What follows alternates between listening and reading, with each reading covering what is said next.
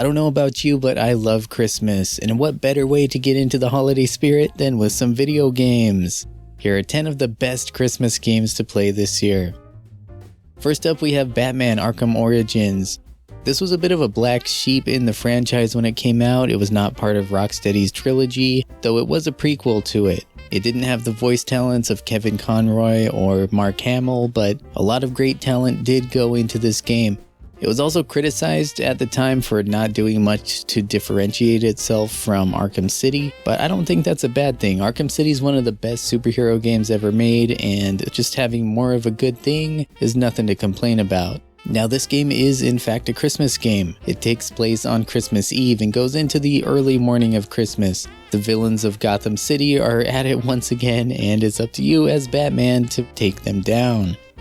If you've played Arkham City, then you know what to expect here, but if not, it's a big open world superhero game where you get to freely traverse the city and beat up tons and tons of bad guys. Now, this series is known for its really satisfying combat with an emphasis of counters and dodges. It's fast, it's fun, it can be very hectic. You can level up Batman with different skills as you go on, and we get to see a lot of cool villains that weren't in the rest of the franchise. They weren't in Rocksteady's trilogy, so you've got Black Mask leading things this time around with Killer Croc, Deathstroke, Deadshot, a whole bunch of cool villains that we just haven't seen enough of in these video games. You still got your detective mode and a bunch of cool gadgets to use. You can use stealth when you want to, and you can also just jump right in and start wailing on everybody with your fists. Very cool game, underrated for sure. You're seeing the PC version here, which is a little bit buggy at times. It always has been, but you know what? It's playable,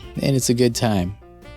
Alright, next up, this is Cave Story's Secret Santa. Yeah, this is a spin-off of the classic indie game Cave Story, and it's only about an hour long, but it's free. It's completely free, so that's why I'm gonna mention it here. It's got great music and pixel art, and it's pretty fun. It's a top-down stealth game. You play as a Mimiga Santa, and you have to deliver presents to everybody's houses without getting caught. It's a very simple game. It starts out very easy, but it gets very challenging as you go on. There's added challenges like picking up cookies before you exit the house, but every level is basically sneaking around a house, hiding from people and obstacles, grabbing cookies if you can, and delivering presents under the tree before making your way back to the exit. It's got a lot of charm. It's a simple game. It's probably not something you'll want to play over and over again, maybe, but hey, it's free, so check it out. Alright, next up is Cthulhu Saves Christmas. This is a prequel to Cthulhu Saves the World. It's about 4 or 5 hours long. This is like a throwback to classic JRPGs from the 16-bit era, and you can often find this game on sale for just a couple bucks. Impressively, this game was made by only 3 people. It may not look like much, but it is a ton of fun, and it is hilarious. The writing is so good. I was literally cracking up so many times throughout the game. It has so much humor and so much charm too, and also underneath it all, you have a pretty fun, satisfying RPG with a fun combat system. You've got your party of characters and they all have their own different attacks and abilities. It's interesting though because they'll have like 4 constant abilities that are equipped, and then they'll have a pool of 3 or 4 random ones that change every battle. And you can only use each attack once before it needs to be recharged. It's very interesting, and I don't think I'm explaining it well, but it doesn't matter. It's a great game. It's way better than you might imagine, as simple as it looks, as a little small indie game. No, this is awesome. You need to play it for sure. Alright, next up is Deathsmiles II. The first Deathsmiles game was about Halloween, and Deathsmiles II is about Christmas. It's Christmas Eve, and unfortunately, you come home to find your grandpa murdered by Santa. But it's not Santa, it's actually Satan Claus. So you go off chasing after Satan Claus, shooting down a bunch of bad guys in this horizontal shoot 'em up.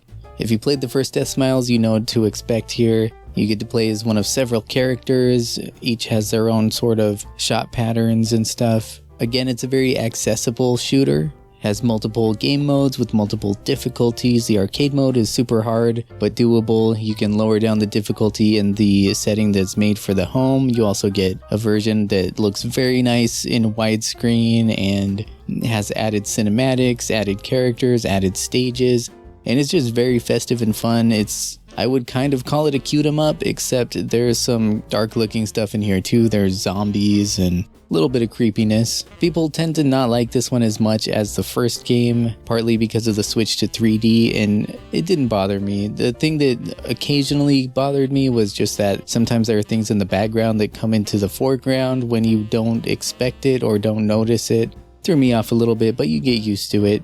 May not be quite as beautiful as the 2D pixel art of the first game, but you know what? It's a really fun Christmas game, definitely worth checking out. Next up is Fight of Gods. Now, first of all, my apologies if this offends anyone.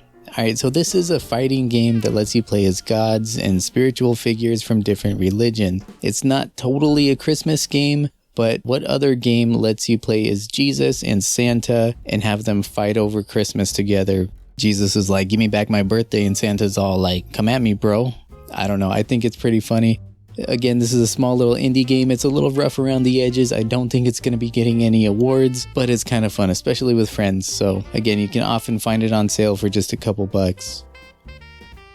Alright, next up is Parasite Eve, another heavy hitter now. This is one of the most beloved classics on the PS1. It's an RPG from Square that does a lot of very unique things. You play as Aya Bree, a cop in New York City, and you were about to have the worst Christmas of your life. You go out with a date to the opera, and to your horror and surprise, everybody starts bursting into flames around you. Seemingly because of the singer on stage who turns into this monster, and then suddenly there are monsters everywhere. This is sort of a horror game, but it's not all that scary. Just very dark with lots of monsters. It's got survival horror elements, including limited inventory space, but no tank controls, thank goodness, and it has a really unique combat system that we just haven't seen in other games, not really. It's somewhere in between an action and a turn-based game. You do have to allow time to recharge your actions, like attacking and whatnot, but you can also run around freely and kind of avoid enemies' attacks at the same time. I love it. I loved the story, the characters, the setting, the gameplay, everything about it. Great game. I would love to come back to it for many years to come on Christmas, as the whole game takes place about the week of Christmas, and we see Christmas trees and Christmas decorations, Christmas festivities all over the place. It's a very dark and very festive game at the same time, and it is awesome. Must play, and I'm not talking out of nostalgia either. I played this game for the first time like just a few months ago, and I adored it. Alright, next up we have Santa Rockstar HD. Have you ever played Guitar Hero?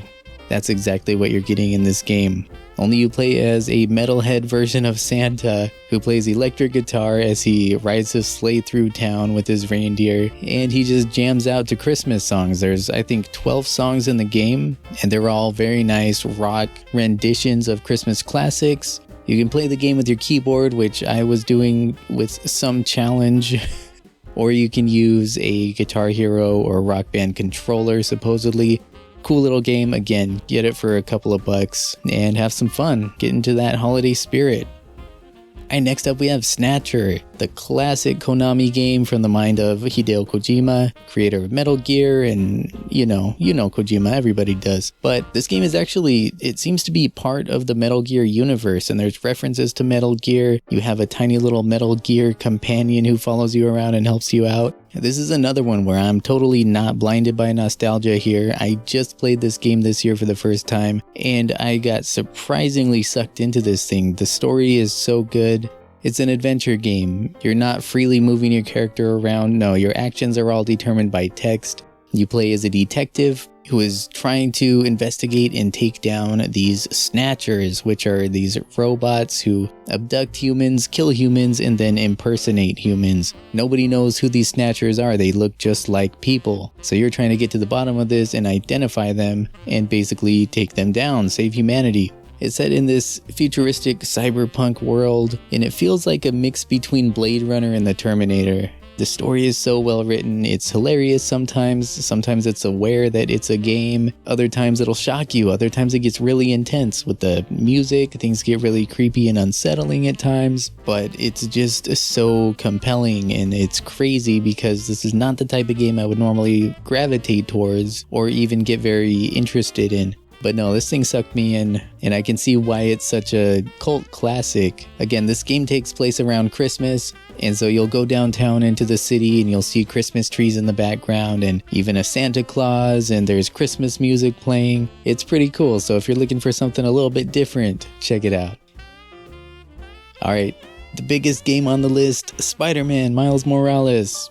Everybody probably knows already, but if you haven't played this game, then you might not know it is in fact a Christmas game, and it is a sequel to the Spider-Man game that came out on the PS4 a few years ago. Both of these games have gotten PS5 upgrades. Miles Morales though, the whole city is covered in snow, there's Christmas trees and Christmas decorations everywhere. You even have Christmas dinner with the family and friends at one point. It's all very touching, and on top of that, it's just an amazing game, spectacular even. It is just about perfect. It's short, it's only half as long as the first Spider-Man game, but I love the Christmas setting, and I love getting to use all of Miles' cool abilities, and just everything I loved from the first one is also in this one. And yeah, it's a beautiful game. It is so fun and addictive, and yeah, perfection, pretty much. I'm gonna move on. Final game on the list, and I talked about this one a couple years ago, but I'll talk about it again because it's that good. Xmas Shooting Scramble. This is another shoot 'em up game. This is a vertical shooter from the Orange Juice team, known for the Orange Juice games, Suguri, QP Shooting Dangerous, and so on. But this is another cute 'em up. You play as Santa Claus, who is apparently a little girl with bunny ears, and you have your reindeer surrounding you, who you can move into different formations to shoot off different bullet patterns. And it's a very cute game, very funny, lighthearted, full of holiday cheer. You're shooting down snowmen and Christmas trees and jingle bells and toy trains and all kinds of just Christmassy stuff. You're trying to find whoever stole the presents from you so you can deliver them to the kids all around the world. Very fun game though. Again, there are tons of different formations you can unlock. The more you play it, you earn points. You can unlock new formations for your reindeer and kind of customize your loadout to your liking. This is a very challenging game. I thought surely over the past couple of years I've gotten better at these shoot 'em up games, but no, I still got my butt kicked even on easy mode.